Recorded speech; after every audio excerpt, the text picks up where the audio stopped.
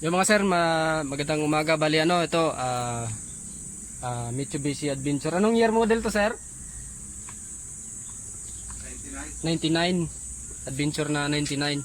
Bali ano, diesel engine 4D56. Ang issue niya mga sir, ano, hindi gumana lahat ng gauge, temperature, speedometer at saka yung fuel gauge naman mga sir, gumana siya, kaya lang pagdating daw sa kalahati, biglang bagsak na sa zero kahit marami pa laman yung gas.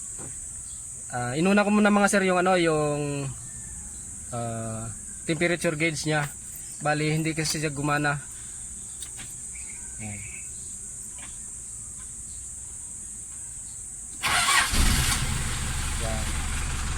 Yan mga sir, hindi gumana yung ano, temperature gauge niya. Bali kaya sa hindi siya gumana mga sir, nakita ko dito sa ano, kasi dito mga sir, yung socket niya dito sa may heater plug tanggal, maluwag kasi, tapos malutong na yung mga wirings. Bali ito binago ko na lang kasi wala rin socket. Pansamantala pag habang hindi pa nakabili si sir ng ano, ng socket, ayan, ginawa ko muna ng paraan para may kabit lang. Tayo ko na yung makina.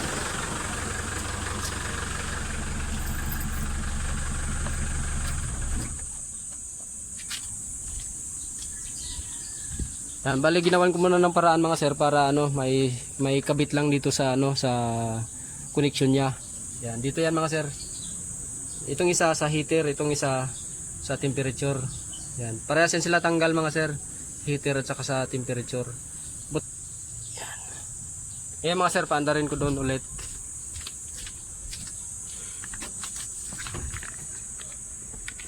Kanina mga sir hindi siya pumalo. Ayan, ngayon nag-react na siya, oh. Pag unang susi, nagre-react na siya.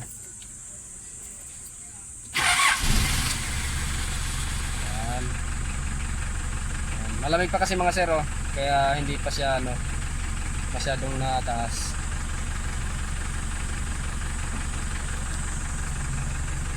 Mamaya mga sir, akyat na yun sa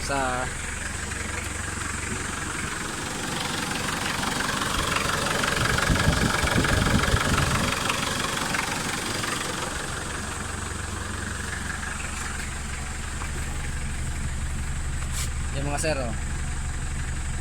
Akyat na yun sir mamaya sa normal temperature niya. Sunod ko naman gawin mga sir yung ano, i-check ko naman yung sa speedometer kung bakit hindi siya nagana. Yun mga sir, bali ano ito, kinalas ko yung speedometer cable ni sir dito sa Adventure. Kaya pala hindi gumana mga sir yung speedometer gauge niya. Putol yung kable. Ayan, wala na yung ano, yung dulo, yung nakakonekta doon sa ano, doon sa may gear. Yan, nawala, putol na. Tapos dito hindi pa naman putol yung papunta sa ano, sa gauge. Yung sa may gear lang ang ano, putol. Iwan ko lang kung may mabili si sir ngayon sa auto supply. Bibilhan mo na ni sir to ngayon. I-check ko rin yung sa ano, sa floater. Yun mga sir, bali ito, napalitan ko na siya ng bagong ano, ng bagong speed cable. Ayan, nakalagay na yan. Naikabit ko na. Hindi ko na rin na video pagkabit kasi mahirap mag video, eh.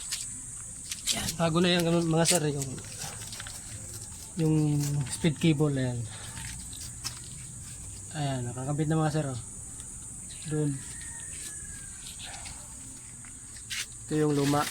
Bali papalitan ko na rin mga sir yung floater, fuel floater, kasi nagluloko ko na rin yung floater, eh. Pagdating sa kalahati, manababa na siya sa ano, sa zero. Yan, kakabit ko na rin to mga sir yung floater.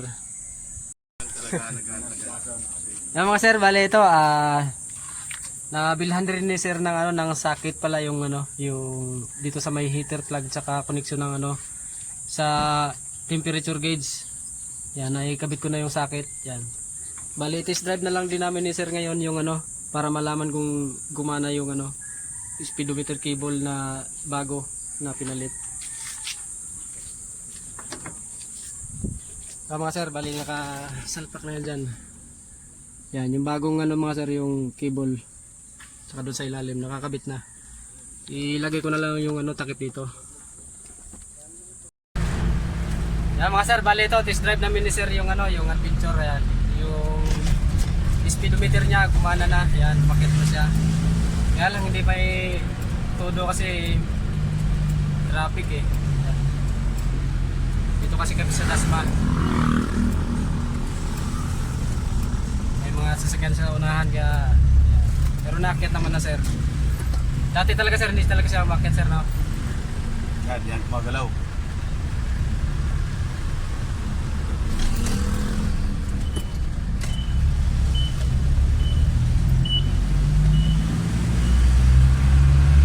Ayan na. Yan, naakyat talaga siya. Halos sa 40. Sige, para sir.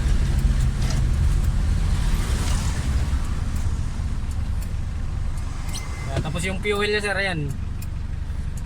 Malapit talaga siya mapultang sir, no? Malapit na. Naglukula talaga yung ano, floater. Mga 500 puno na yan.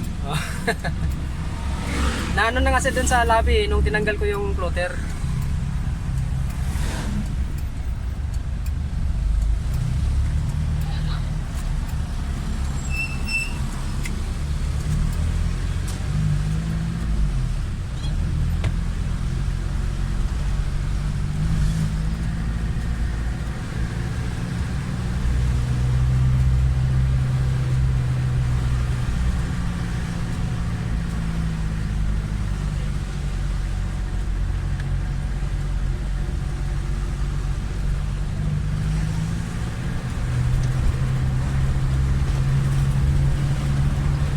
Mga sir, naakyat yung ano, yung speedometer.